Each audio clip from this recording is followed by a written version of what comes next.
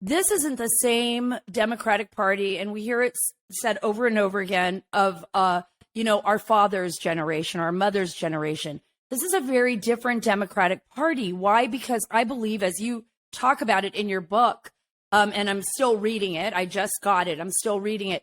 But through the education system, there has been a cultural change, almost like an indoctrination.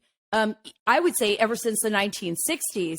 And while we were asleep, our children and some of us were being indoctrinated.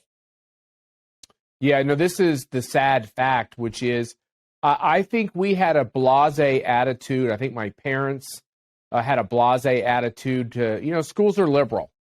Colleges are liberal. And ever since the 50s and 60s, that was just kind of well understood. And we figured that kids, get in contact with leftists throughout the education system. But as the old adage goes, then they get married, have a baby, buy a house, start paying taxes, and they become Republicans.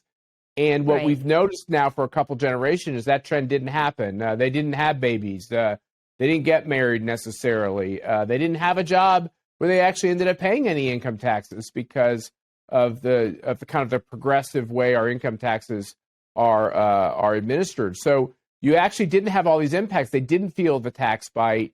They weren't worried about having 3-4 kids and how they were going to pay for it. So then what you had is a lot of a growth towards single people who were living in big cities, which they liked, and they didn't really buy into this idea of the trends that normally turn somebody into a more conservative thinker. And of course, the most overriding part of that is the war on religion and the secularization of our society, where if you don't go to church on a regular basis and you don't get married, the likelihood that you're going to stay very left-wing is very high. And those are all the trends we've seen in society. And then if you overlay that with this idea that everything from the media told you that being single is so great, it's so sexy, it's so cool.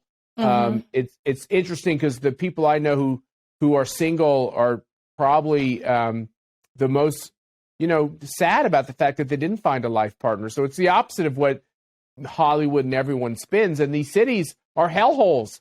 Donald Trump was right when he used the bad SH word, holes. They are literally falling apart. It's not cool to be in one of our major cities right now. Matter of fact, it's very dangerous.